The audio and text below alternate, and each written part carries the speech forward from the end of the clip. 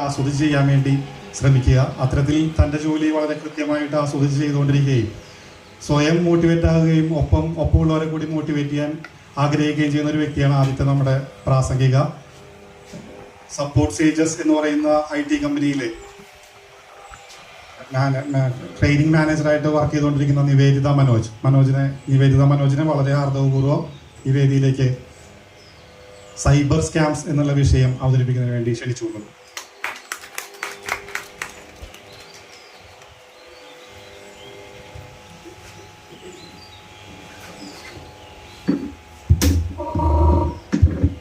എല്ലാവർക്കും നമസ്കാരം.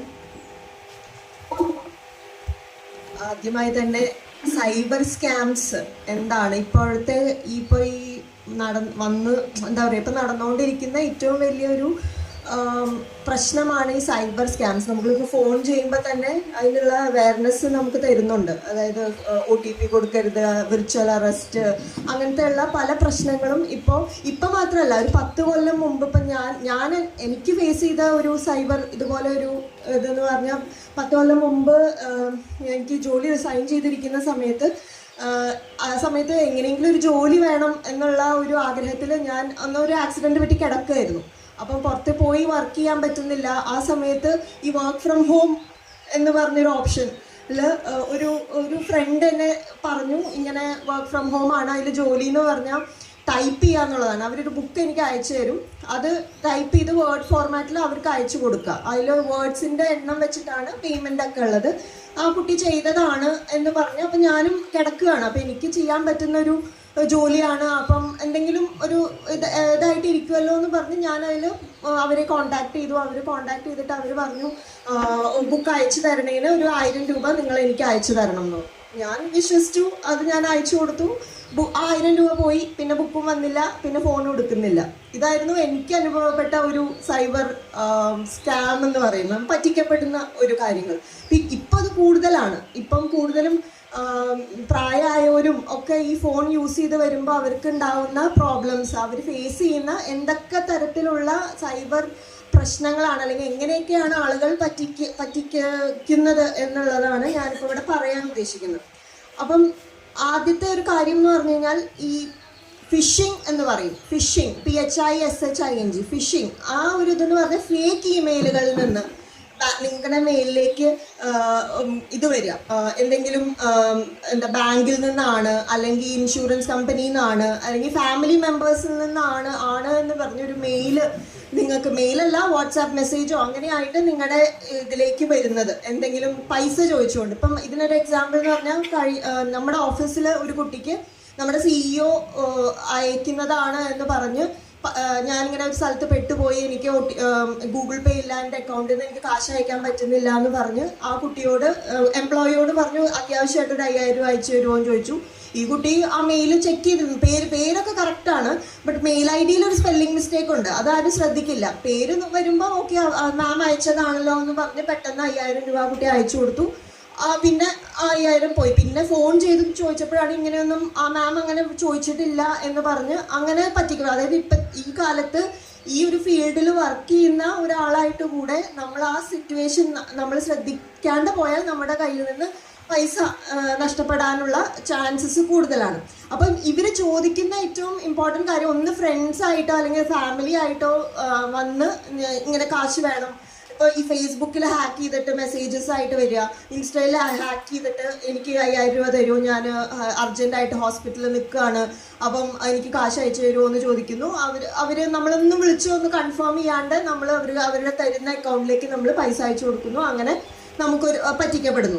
ഇതുപോലെ തന്നെയാണ് OTP ചോദിക്കുന്നത്. OTP നമ്മൾ ഏതെങ്കിലും ഒരു ലിങ്ക്, നമ്മുടെ ഡീറ്റെയിൽസ് എല്ലാം ഇവിടെ എന്താ പറയുക, ഇപ്പം നമ്മൾ നെറ്റിൽ എന്തെങ്കിലും നമ്മൾ കൊടുത്തിട്ടുണ്ടെങ്കിൽ നമ്മുടെ അഡ്രസ്സ്, നമ്മുടെ ഫോൺ നമ്പേഴ്സ്, ഇതെല്ലാം എല്ലാവരുടെ കയ്യിലും എത്തിയിരിക്കുന്ന കാര്യങ്ങളാണ്. അപ്പോൾ അതിനുശേഷം ഇവർക്ക് ആകെ വേണ്ടത് നമ്മുടെ കാർഡ് ഡീറ്റെയിൽസും അവരുടെ കയ്യിൽ എത്തിയിട്ടുണ്ടാവും എങ്ങനെയെങ്കിലും. അതിനുശേഷം അവർക്ക് ആ ഒരു OTP കിട്ടിക്കഴിഞ്ഞ് കഴിഞ്ഞാൽ പിന്നെ നമ്മുടെ അക്കൗണ്ടിൽ നിന്ന് ഫുൾ പൈസ പോവുകയാണ്. അപ്പോൾ അവർ വന്ന് നമ്മൾ ബാങ്കിൽ നിന്നാണ് എന്ന് പറയുമ്പോൾ അവർ നമ്മളോട് OTP ചോദിക്കുന്നു, നമ്മൾ OTP കൊടുക്കുന്നു, നമ്മുടെ അക്കൗണ്ടിൽ എല്ലാ പൈസയും പോകുന്നു. അപ്പോൾ OTP എന്നുള്ള കാര്യം ഒരിക്കലും ആരുമായി ഷെയർ ചെയ്യരുത്.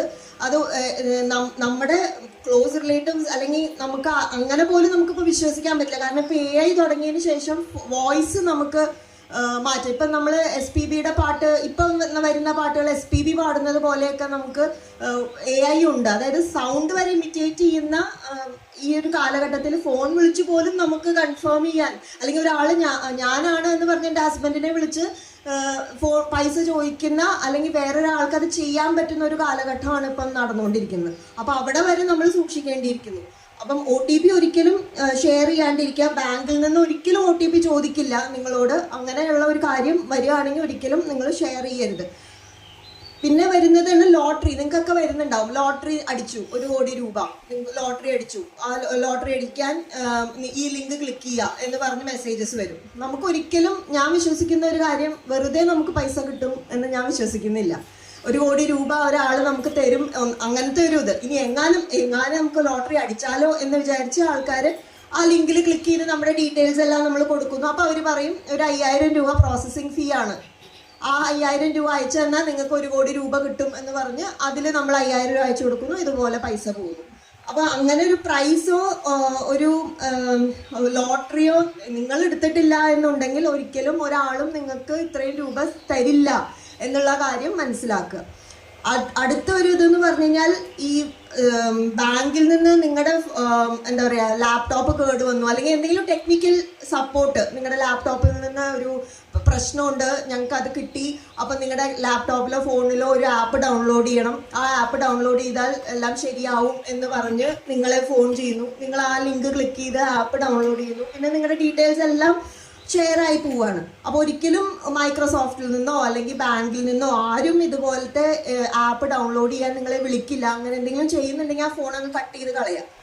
വേറെ ഡീറ്റെയിൽസോ ഒരു സോഫ്റ്റ്വെയർസോ നിങ്ങളുടെ ലാപ്പിലോ വേറൊരാൾ പറഞ്ഞ് ഫോണിലോ ലാപ്പിലോ ഇൻസ്റ്റാൾ ചെയ്യാൻ പാടില്ല.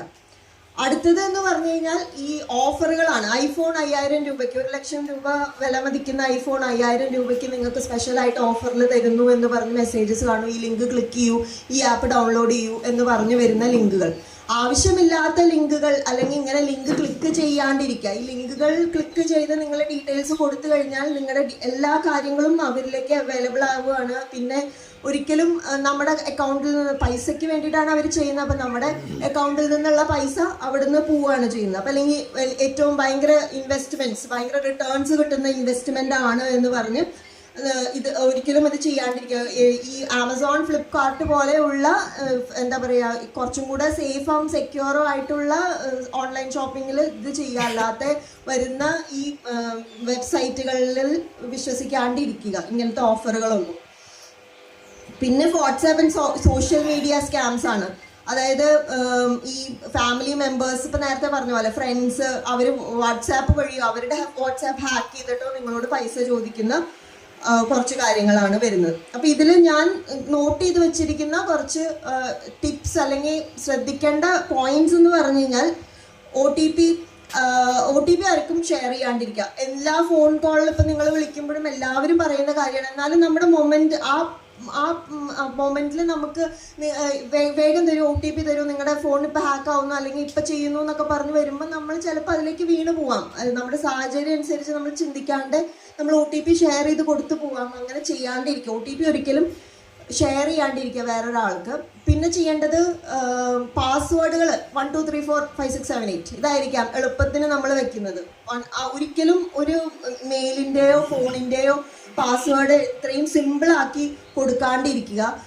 എപ്പോഴും ഒരു 8 ഡിജിറ്റ് ഈ നമ്പേഴ്സ് ഉൾപ്പെടുത്തി, അതുപോലെ സ്പെഷ്യൽ ക്യാരക്ടേഴ്സ് ഉൾപ്പെടുത്തി ഓർമ്മ നിൽക്കുന്നതായിരിക്കാം ബുദ്ധിമുട്ട്. നമുക്ക് എളുപ്പം 1 2 3 4 കൊടുക്കുന്നതായിരിക്കും. അല്ലെങ്കിൽ നമ്മുടെ എന്താ പറയുക ബർത്ത് ഇയർ ആയിരിക്കാം മിക്കവരുടെയും ഇതിൽ വരുന്നത്. നിങ്ങളുടെ വീട്ടിൽ വിളിക്കുന്ന പേര്, അതിൻ്റെ കൂടെ അല്ലെങ്കിൽ മോളുടെ പേര്, അതിൻ്റെ കൂടെ ഒരു ഇയർ ഓഫ് ബർത്ത്, ഇതിങ്ങനെ വെച്ച് കഴിഞ്ഞാൽ ഈ ഡീറ്റെയിൽസ് എല്ലാം ലോകത്തിൽ അവൈലബിൾ ആണ്. നമ്മൾ പല സ്ഥലത്തും രജിസ്റ്റർ ചെയ്തിട്ട് ഇതൊക്കെ എല്ലാവരുടെ കയ്യിലും കിട്ടുന്നതാണ്. ഈസി ആയിട്ട് കണ്ടുപിടിക്കാൻ പറ്റുന്ന കാര്യങ്ങളാണ് ഇത്രയും സിമ്പിൾ ആയിട്ടുള്ള പാസ്വേഡ്സ് വെക്കുന്നത്. പിന്നെ അടുത്തൊരു പോയിന്റ് എന്ന് പറഞ്ഞാൽ അൺലോൺ ആയിട്ടുള്ള ലിങ്കുകൾ ക്ലിക്ക് ചെയ്യാണ്ടിരിക്കുക. ആവശ്യമില്ലാണ്ട് വരുന്ന ലിങ്കുകൾ, ഇത് ക്ലിക്ക് ചെയ്താൽ നിങ്ങൾക്ക് ഇത്ര പൈസ കിട്ടും എന്നൊക്കെ പറയുമ്പോൾ അങ്ങനത്തെ ലിങ്കുകൾ വാട്സാപ്പിലാവട്ടെ, മെസ്സേജസ് ആവട്ടെ, ഫേസ്ബുക്കിലാവട്ടെ, ആ ഒരു ലെവലിൽ വരുന്ന ലിങ്കുകൾ ഒരിക്കലും ക്ലിക്ക് ചെയ്യാണ്ടിരിക്കുക. അടുത്തതായി ഈ വരുന്നത് ഇങ്ങനത്തെ പാസ്വേഡുകൾ, നിങ്ങൾ ഇങ്ങനത്തെ മെയിലോ അല്ലെങ്കിൽ ഫേസ്ബുക്കിലോ ലോഗിൻ ചെയ്യുമ്പോൾ പാസ്വേഡ് മാത്രമല്ലാണ്ട് ഫോണുമായിട്ട് ഒരു കണക്ഷൻ, ഒരു OTP ഫോണിലേക്ക് വന്ന് ലോഗിൻ ചെയ്യാനായിട്ട് ഒരു ലെവൽ കൂടെ സെക്യൂർ ആക്കി വെക്കുക. ഒരു ലെവല് എന്ന് പറഞ്ഞാൽ നിങ്ങളുടെ ഫോണുമായിട്ട് ബന്ധപ്പെടുത്തി വെച്ച് കഴിഞ്ഞ് കഴിഞ്ഞാൽ നിങ്ങളുടെ OTP, നിങ്ങൾക്ക് ലോഗിൻ ചെയ്യണം എന്നുണ്ടെങ്കിൽ OTP ഫോണിലേക്കും കൂടെ പോകും. അപ്പം നിങ്ങൾക്ക് ആ ഫോൺ OTP കൊടുത്താൽ മാത്രമേ ഈ ഫേസ്ബുക്കിലേക്കോ അല്ലെങ്കിൽ മെയിലുകളിലേക്കോ ആക്സസ് കൊടുക്കുകയുള്ളൂ. അപ്പം പുറത്തുനിന്ന് ഒരാൾക്ക് ഹാക്ക് ചെയ്യാണ്ടിരിക്കാനുള്ള ഒരു ലെവൽ ഓഫ് സെക്യൂരിറ്റിയും കൂടെ ഇങ്ങനെ OTP, ഇങ്ങനെ മൾട്ടി ഫാക്ടർ ഒതന്റിക്കേഷൻ എന്നാണ് ഇതിന് പറയുന്നത്. അത് ഇത് ചെയ്യുക. പിന്നെ എന്തെങ്കിലും ആരെങ്കിലും പൈസ ചോദിച്ച് നിങ്ങളുടെ ഫാമിലി മെമ്പേഴ്സ് മെസ്സേജ് ചെയ്യുകയാണെന്നുണ്ടെങ്കിൽ ഒന്നും കൂടെ ഒന്ന് കൺഫേം ചെയ്യുക. ഉടനെ അടി പൈസ കൊടുക്കാനോ അല്ലെങ്കിൽ സഹായിക്കാനോ നിൽക്കരുത്. ഇത് ജെന്യുവിൻ അല്ലേ എന്ന് ഉറപ്പ് വരുത്തിയതിന് ശേഷം മാത്രം പൈസ അയച്ചു കൊടുക്കാം. ഇത്രയാണ് എനിക്ക് പറയാനുള്ളത്. ഇങ്ങനെ ഒരു അവസരം തന്നതിൽ നന്ദി. Stay alert, stay safe.